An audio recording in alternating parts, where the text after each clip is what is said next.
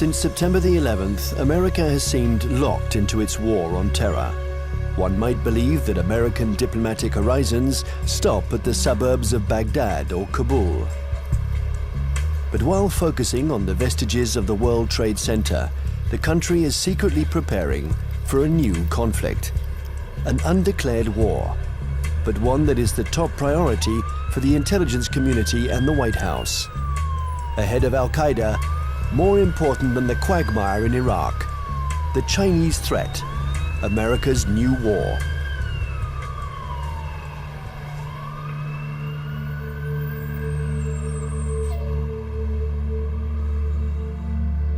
They have a term they call comprehensive national power, which is economic, political, military, all together, cultural. And they say this is the essence of China. This is the time for China to rise. Our time has come. This is the Tang Dynasty again. We are a great power. We are a world power. They are playing the old Sun Tzu game, winning the fight without firing a bullet, or that isn't what Sun Tzu said, but win the battle without losing men. That's the best way of winning. And I think they're very conscious of this, but they're willing to fight.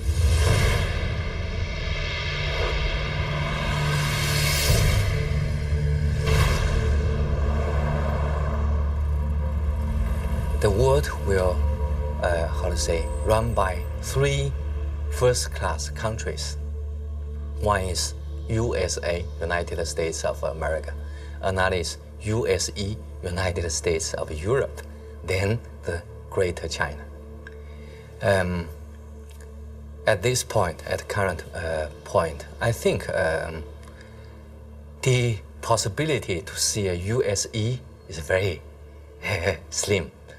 But the USA stay as top one country is something sure, right? And as for the possibility of Greater China, the possibility is something in between. Right? So I tend to think Sino-US relations will be one of the most important bilateral ties in the coming years. And this bilateral tie will decide the nature of international relations in 21st century. If this bilateral tie is confrontation-oriented, then the whole 21st century will be bound by confrontation.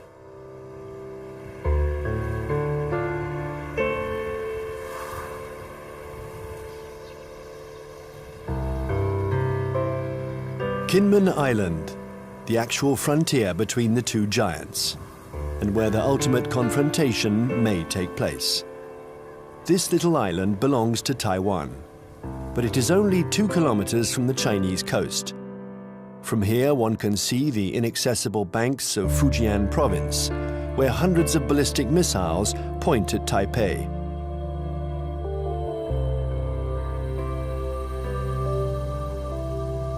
"24 hours a day, for 60 years, Taiwan has been watching Communist China. This island, regularly threatened by Beijing, has been bombarded thousands of times. It has never surrendered. America has sent a message to Beijing. The fall of Kinmen would lead to a direct confrontation. We're in the Strait of Taiwan. It's here that a military clash might one day break out.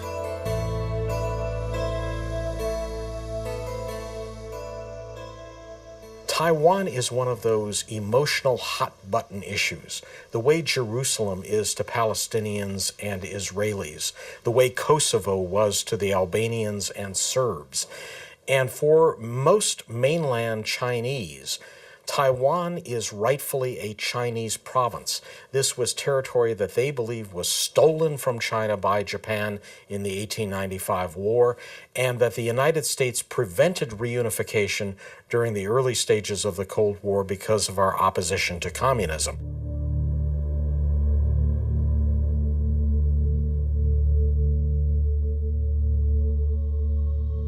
In 1996, here in the Straits of Taiwan, China and America engaged in their biggest military standoff. The ongoing elections in Taiwan annoyed the regime in Beijing. So the Chinese army decided to launch huge military maneuvers to test the Americans' reaction.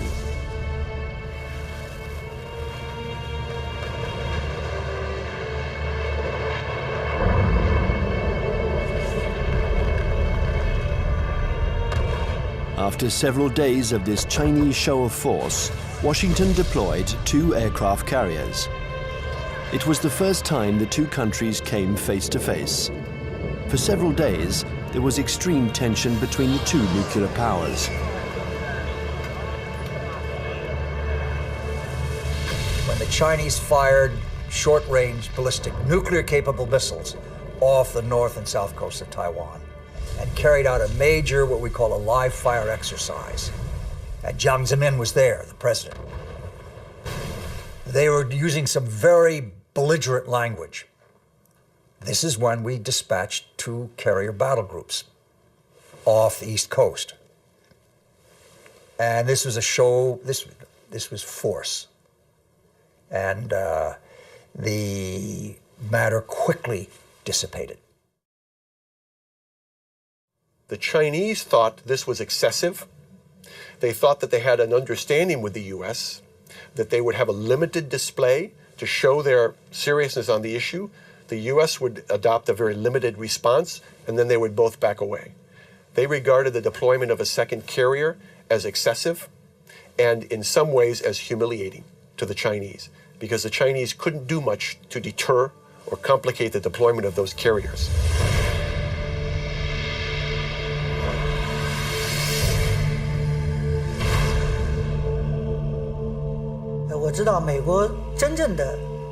I know this story well, and I can tell you that the truth is very different from the American propaganda. I was there in 1996. The Americans had promised to send an aircraft carrier to Taiwan for Election Day to protect Taiwan. But actually, the only American ship near Taiwan was the electronic spy ship Bunker Hill. And it was more than 200 nautical miles away. And the first American aircraft carrier was 600 nautical miles from Taiwan. So the truth is that the Americans announced that they were coming, but they kept their distance. They wanted at all costs to avoid any incident, and they didn't dare approach our army.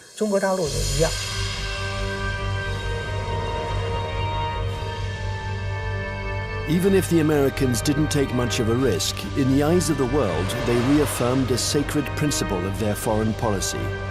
They support Taiwan. And they will continue to do so regardless of China's growing power.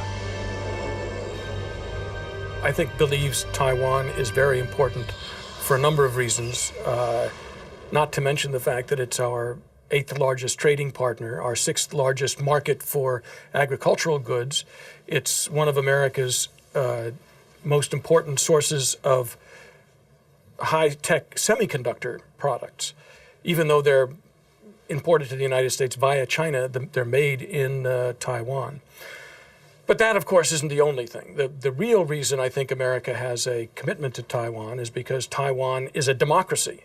It is, in fact, the most vibrant and dynamic democracy in East Asia. And it's a democracy that came to fruition under the pressure of the U.S. government, primarily the Congress, after 40 years of very tight authoritarian rule by a regime that came from mainland China. I think, however, the real reason that the United States, especially the Pentagon, is so concerned about Taiwan is that it has been a very strong defense and intelligence partner for the last 50 years, including the last 30 years since the breaking of relations with the Republic of China and Taiwan. We have still maintained a very strong defense relationship and a very strong intelligence collection relationship with Taiwan. I would say the United States is committed to Taiwan. This goes back historically a long, long way. World War II, we were there. And we were looking for a strong, unified, democratic China. Well, we got 2/3 of it. Strong and unified, not democratic. Now we're calling China a responsible stakeholder. We've got half of it. We've got a stakeholder, but not a responsible one yet. The U.S. feels that we have an obligation, legal, moral, to Taiwan, that we cannot stand idly by and let this be taken over by what looks like an authoritarian, communist-influenced power. This cannot be.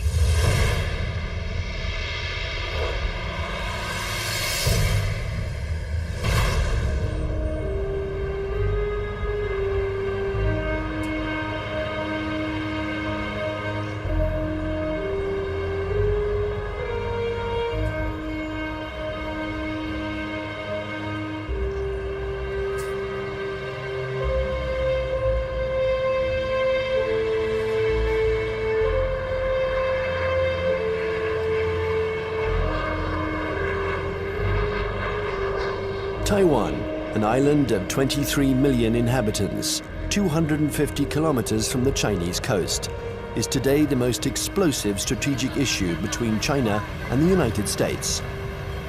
Taipei, the capital, flaunts its economic success. It is one of the biggest centers in the world for the electronics industry. A modern city, free, young, and always noisy. In 1895, Taiwan was invaded by Japan. 50 years later, after the Japanese defeat, peace treaties returned the territory to China, a China which was then in the midst of a civil war between Mao's communists and Chiang Kai-shek's nationalists.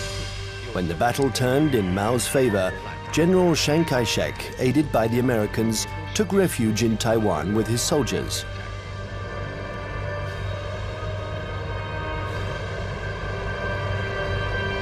Since then, two Chinese governments have coexisted. In Beijing, the communist regime that controls the entire mainland.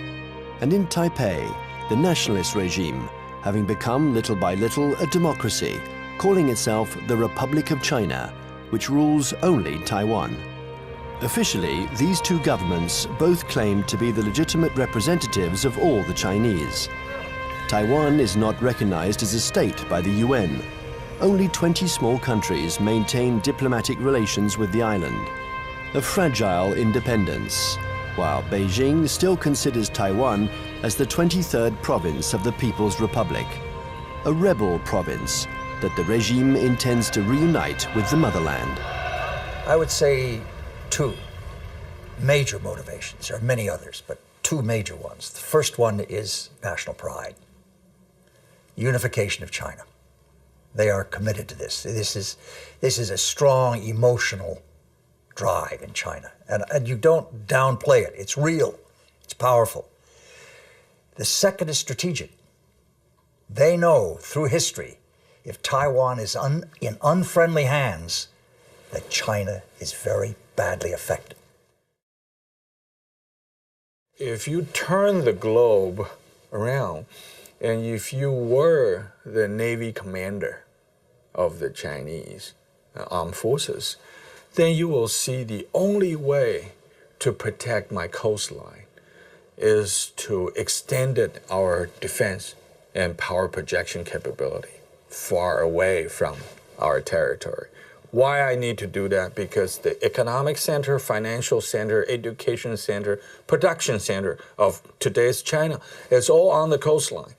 So the Navy's mission is to make sure that nobody touched this so I can continue to grow. To go out, you have a big stone right there. You can go other places, but there is a stopper, a stone blocking your way, and that's Taiwan. Now, Taiwan depends on the outcome of elections that could change its executive power and stock market risks that can endanger its economy. Beijing, nevertheless, has understood that whatever the mood on the island, especially when it is favorable to political reconciliation, the strategy must never change. Imperturbable, the communist regime continues. On one hand, to offer Taiwan favorable business privileges on the mainland. On the other hand, it regularly reiterates its military threats. If the Taiwanese are too insistent about their desire for independence, they're going to have to fight for it. Whatever Taiwan's political tendencies, Beijing's position doesn't change one iota.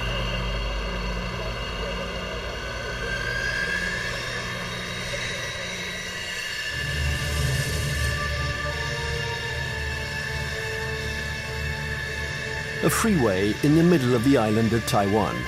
In a few minutes, it has been transformed into a landing strip. The population watches this military exercise. They're used to it. French Mirage 2000 and American F-16 jets land and take off with an enormous roar.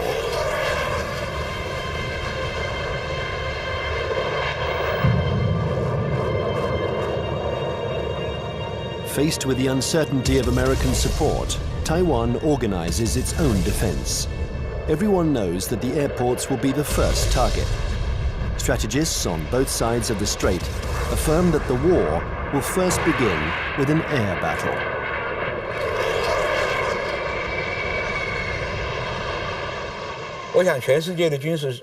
I think that experts the world over know that it's very difficult to succeed with an invasion. We still remember Normandy. In a strait like ours, it's what's in the air that will make the difference.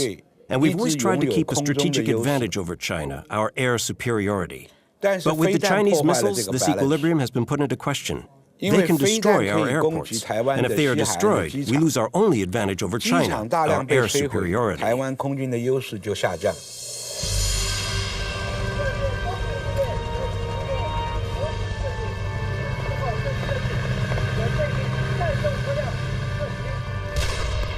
Taiwan's military power is concentrated in its air force, but also in special ground forces.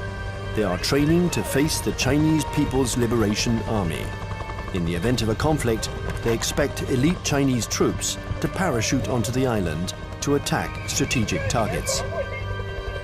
Every Taiwanese people here knows that when the war comes, Taiwan is going to take the first bullet. We are going to take the first bullet, and probably we're going to take the bullets continue for about 2 weeks until a month, until that the United States coming. And there's no way that U.S. will come here to fight a difficult fight. If they really want to get involved, it's better for them that to wait when the Taiwanese people, we are wearing down the Chinese elite troops and give them the huge number of the sacrifice. And then the U.S. can come in and clean out the battlefield and win an easy fight. Everybody in Taiwan knows that.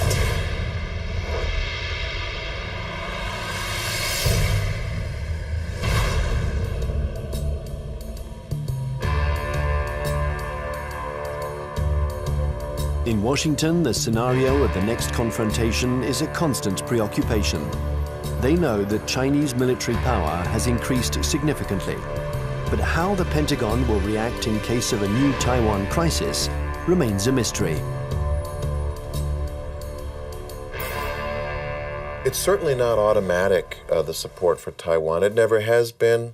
The United States has always maintained a policy of so-called strategic ambiguity, in which neither Beijing nor Taiwan can know clearly what the U.S. response might be under any given set of circumstances.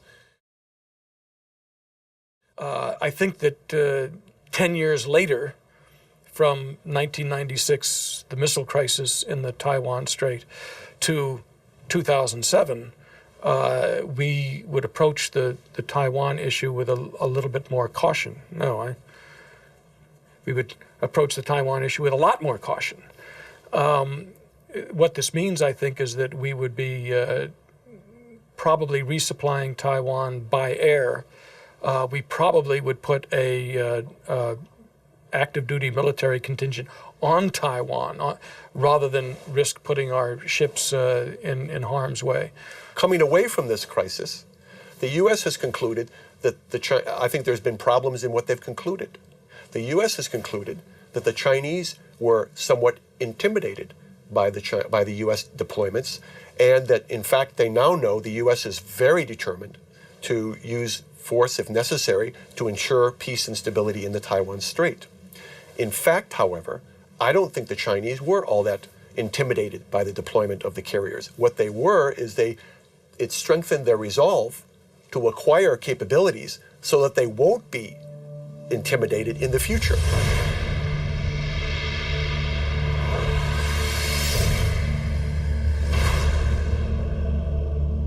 Since the 1996 confrontation between China and the United States around the Taiwan issue, I think China's military modernization speed up. And people saw some achievements, right? Now China owns J-10. That's the typical third generation fighter.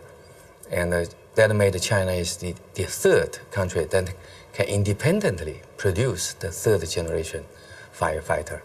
I think that's a strong signal to the US side, what achievement on military modernization on PLA side. If China's own terminal objective is trying to so-called unify Taiwan by using force to take over, I think their military capability is good enough.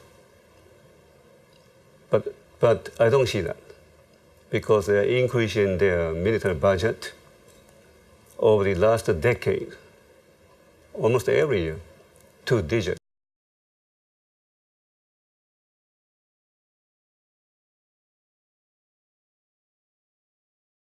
And their budget is not transparent. Some observers calculated, they said, well, in fact, the real number could be triple or double the current budget that they made it public. So why they are doing it? They even, for instance now, they even try to show off they have the capability to destroy the satellite circling around in space. Why they did it? Because they want to show to the rest of the world that we are capable of one day becoming a superpower, maybe overtaking the United States.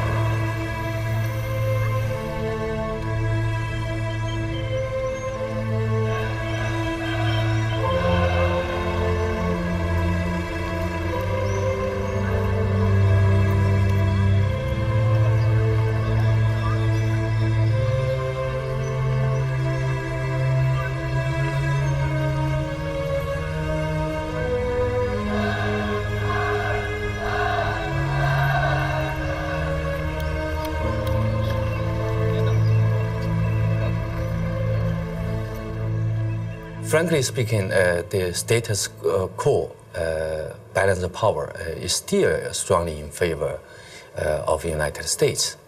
But the situation of balance of power is under change. And I think time is on China's side.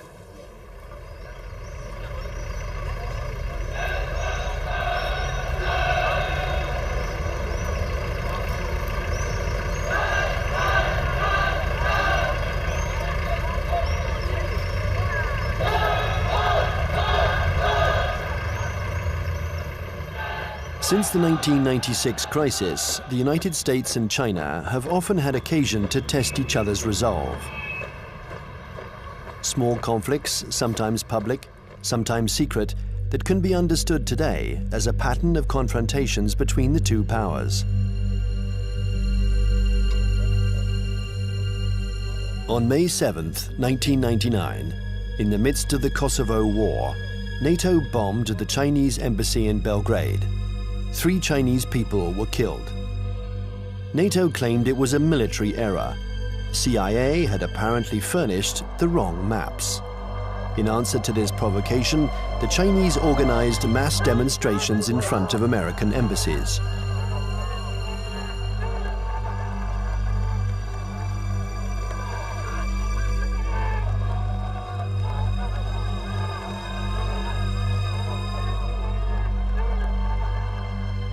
Less than 2 years later, China had its revenge. The 1st of April 2001, an EP-3 took off from its base in Japan. It's a spy plane that flies regular electronic surveillance missions along the Chinese coast.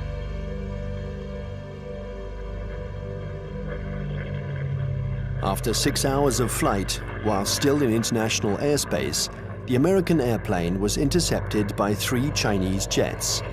This had been going on for some months. The Chinese planes came within a few meters of the American plane, a little game that the pilots were used to. One of the Chinese pilots was Wang Wei, and the crew of the EP-3 knew him well. He had already shown through his past interceptions of U.S. aircraft that he was willing to take some very serious risks in coming very, very close to U.S. aircraft. They knew him well. Smart Alec, hot dog we call him. He's in the thing and screw you, and Sam, he comes up like this. Well, he comes a little bit too close. And the Chinese, again, the propaganda apparatus turns on, and they say, our plane deliberately turned, hit his plane, and it crashed. Your fault. And we said to China, that defies the laws of physics. The U.S. government had already expressed its concern over this to the Chinese government. I think in this instance, he miscalculated, and he allowed his aircraft to get too close, and it struck the U.S. aircraft, and it damaged his aircraft in a way that forced him to crash.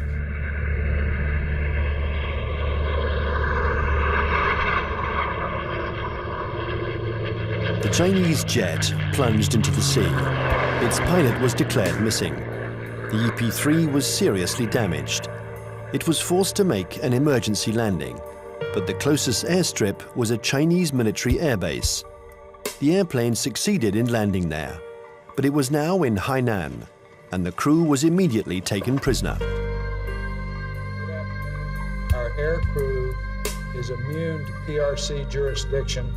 For the next 10 days, China and the US would perform a diplomatic ballet, each accusing the other of responsibility for the accident. Beijing refused to liberate the crew. This bought time for their military experts to inspect and dismantle the American airplane, which was jam-packed with secret defense equipment. Oh, they got the equipment from the plane, and they studied it and took all these things from it. Yeah, they got something. But I mean, it's no big deal. Finally, 10 days later, a letter from the US ambassador apologized for the death of the Chinese pilot, and the crew was freed. What was left of the EP-3 was loaded onto a huge Antonov transport plane. Direction, the United States.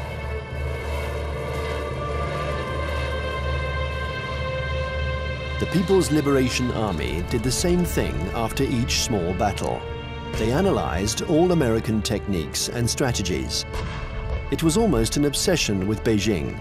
Chinese military development was entirely oriented towards a confrontation with the US. In 1996, China understood that aircraft carriers were the main threat, so they tried to develop arms to counter them.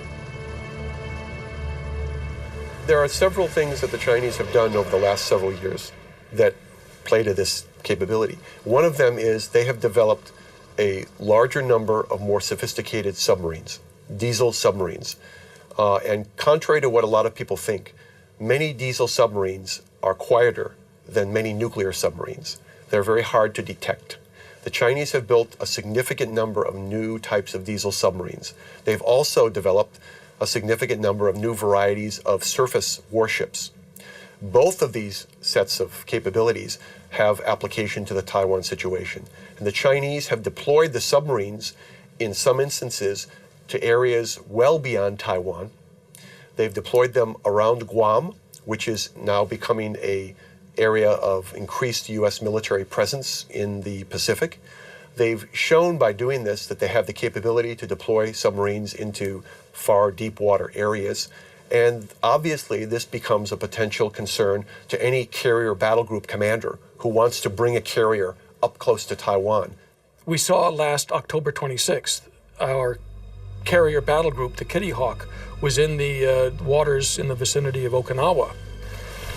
And all of a sudden, there emerged right in the middle of the carrier battle group, a very modern Chinese submarine that nobody had seen, nobody had heard.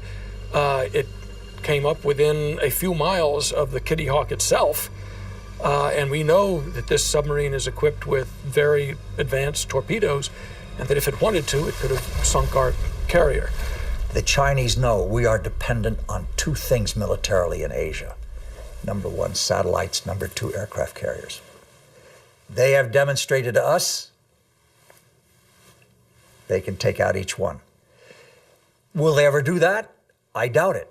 This is what you might call psychological warfare.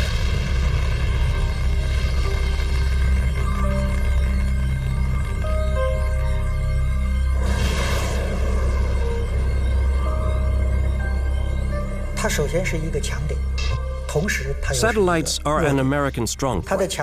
But if you look closely, they can also be a weak point. The U.S. relies on satellites to control their entire communications network, and that's a weakness.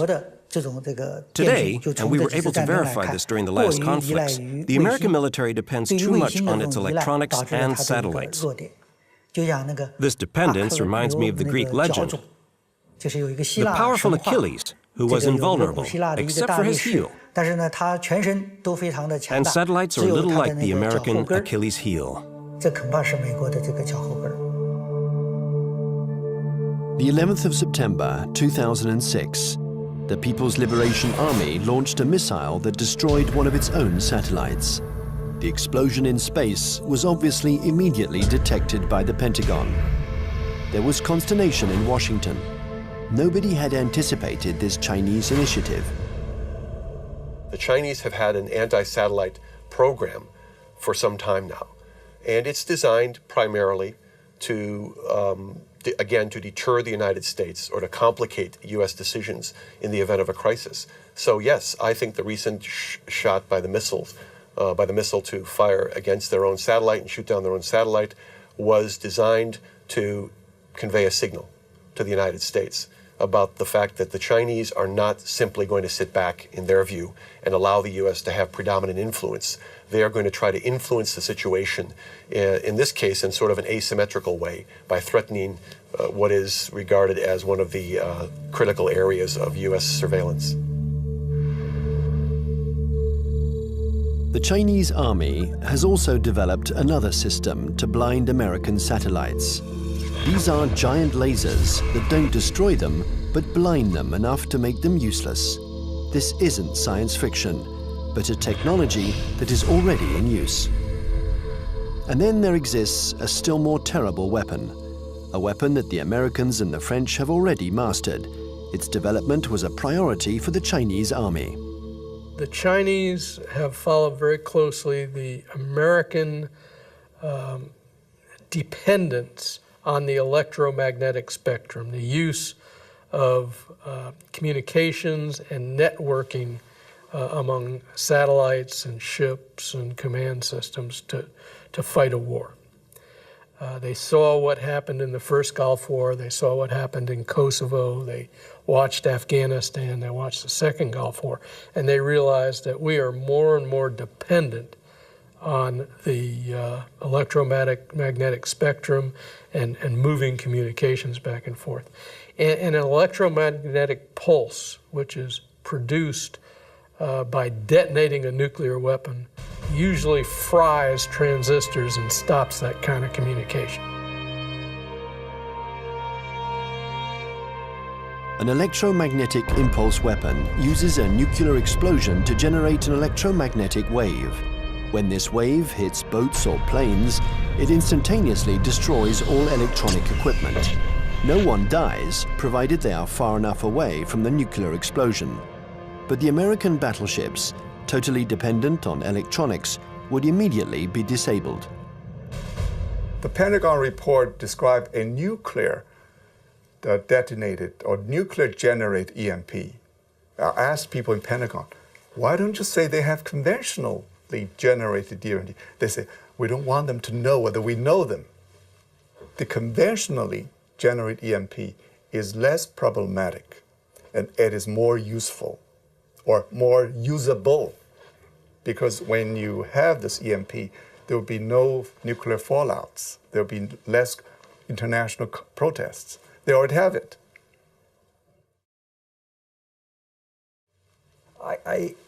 Yes, it is like shooting down the satellite, getting the submarine under the aircraft carrier, EP3 incident off Hainan. It is, look, we mean business. You pay attention to what we're doing. We're publishing the figures that our military budget is going up because we are creating a strong defense against you. China's developing power isn't only military. The regime has understood that it has to make use of every citizen, every business, every organization in its confrontation with the United States. An arms race wouldn't make sense against Washington. It's a war to control energy, the media, culture, and raw materials.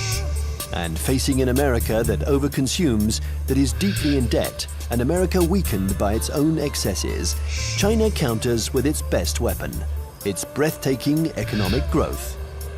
The new threat isn't the classic military threat, direct confrontation between one country and another. Today, it's no longer guns against guns, airplane against airplane, or tank against tank. Confrontation takes many forms, in many different areas.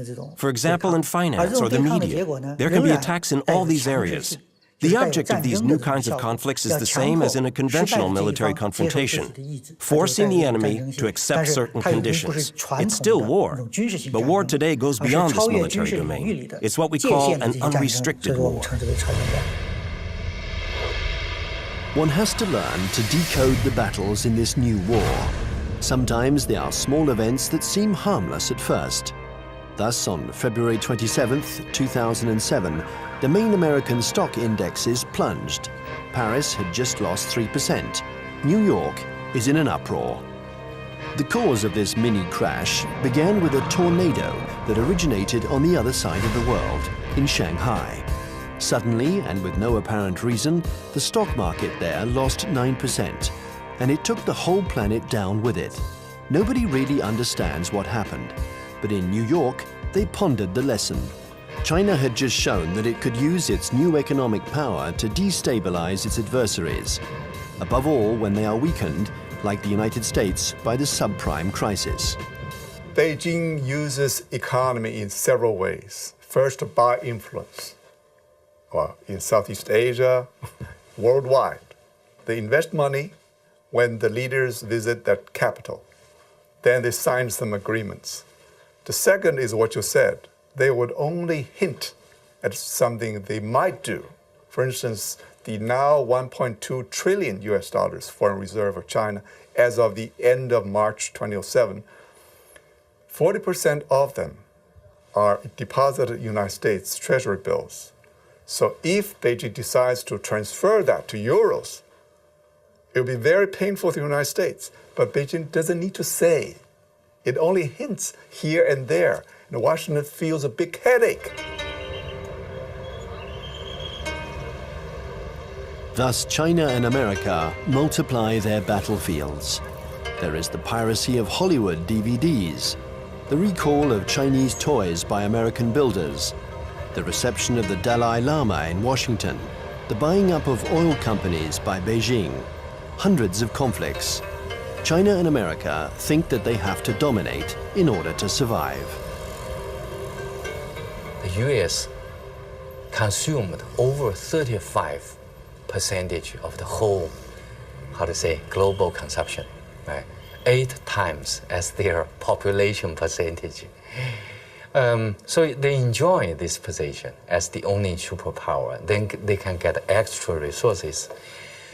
So there is a bipartisan support stance for US foreign policy. They will remain as the only world leader in the world.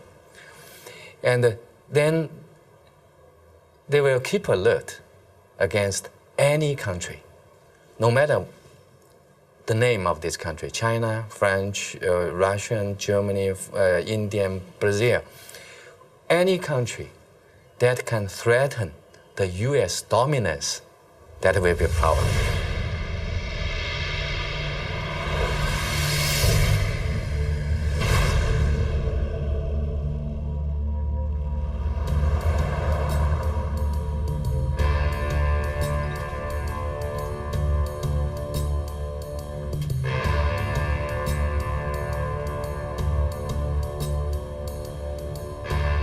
In Washington, China has become the major preoccupation of every administration. China is a competitor in the realms of economics, media, and technology. World hegemony is no longer measured by the number of nuclear warheads.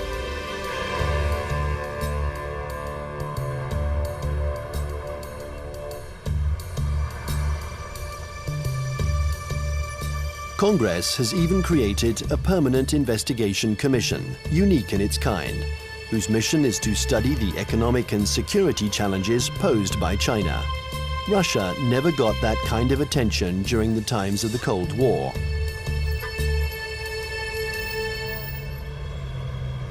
There is a global plan from China. They have two. One was started in March 1986, called the 863 program, and one in March 1997 called the 973 program. The first, the 863 program, called the Torch Plan, was a global plan designed to gather and bring to China dual-use technologies that could be used to improve China's technological base and economy and industry while improving its military capacity. And it's an organized thing, you know. Each industry every year from the central government gets goals and targets and objectives and gets told to send people out and go do that. So it is organized, and it's not perfect, but it's organized. And the 973 plan is a parallel designed to improve their capacity in basic research and innovation.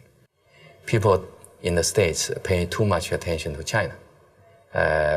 So there are some oversensitive on China. Then this oversensitive leads to a lot of, over-exaggerate conclusion. So that's no good to find the real fact. I think the real fact is that the economic power of China is still far ahead of, far lack of United States, not to mention military power.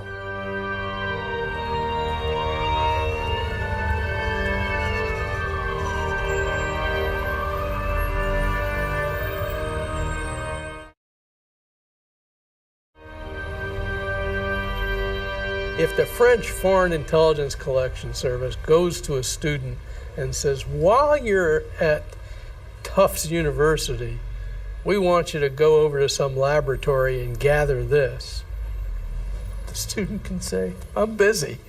It's going to interfere with my dissertation. If the Chinese intelligence service goes to a student and says, we want you to, you want a visa? You want a passport?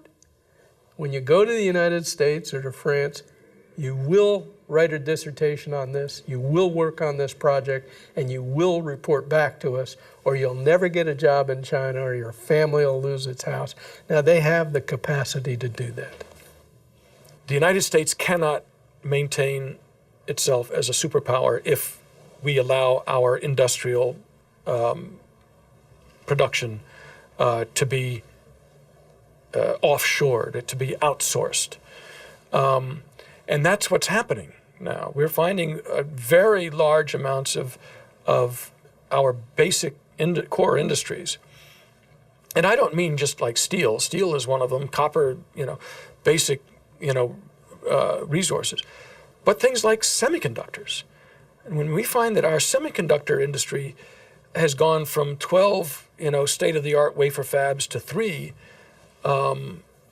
because more and more are being built in Taiwan and Japan and, well, not in Japan, in South Korea. And in China, if we're allowing our, state-of-the-art, cutting-edge electronic science and technology research and development move to China, we can't survive as a superpower.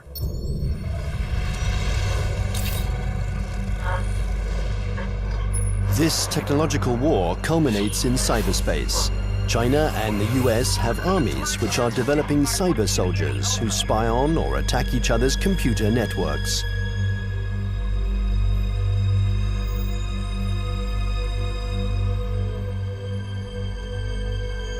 In March 2006, the US State Department decided to buy 16,000 computers from Lenovo, the Chinese company that had just bought out IBM.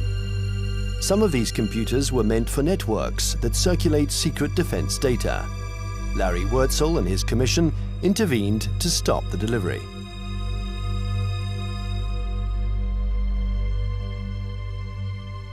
Having been an intelligence officer for a lot of years, 25 years in military intelligence, and having also for a part of that time worked on counterintelligence and signals intelligence, communications intelligence, that I knew it was technically possible to alter or embed either software or even hardware into a computer that would allow someone access to a whole network.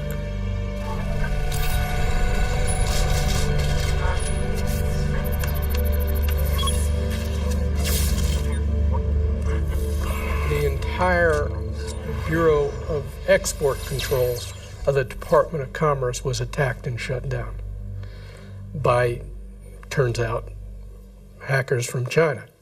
The State Department itself lost a bureau and all its computers by hackers from China. The National Defense University of the United States had its computer systems shut down, and the Naval War College had its computer system shut down. Other computer systems, government computer systems, have been attacked. And I think General Cartwright, the commander of the U.S. Strategic Command, has recently testified in front of Congress about this. So I knew these things were going on. There's more going on that we learn about on the Commission because we do have access to classified information. I can only say that in many cases, the United States knows these attacks are coming from China and knows that they're coming even from specific organizations in China. But I can't go into the details on who. The war on the internet is as old as the internet itself. And one can't say that this was a Chinese invention. In America, the CIA and NASA employ 25,000 people to work on the internet. They have the largest internet surveillance and listening centers. So it's true, war exists on the internet. The war has begun without a single missile being fired, without the world noticing. The war has begun in all of these new technologies. Many civil technologies also have military applications. This is especially true of the entire electronics industry and the internet. They're new battlefields in an unrestricted war. The media, finance, business, all these are included. It's a war because there is real antagonism, and both parties try to take advantage of their adversary. It's a new form of war, the unrestricted war.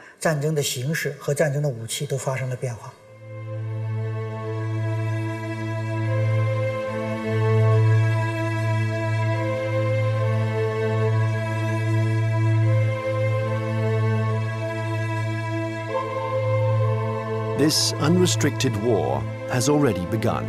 Almost everywhere in the world, there is a fight for oil, for water, for resources that are dwindling in the eyes of the West because of China's development.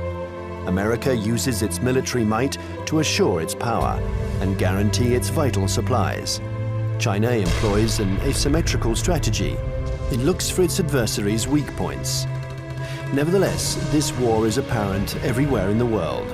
In North Korea, Myanmar, Iran, or Darfur, in all the hotspots, China and America are opposing each other in the wings.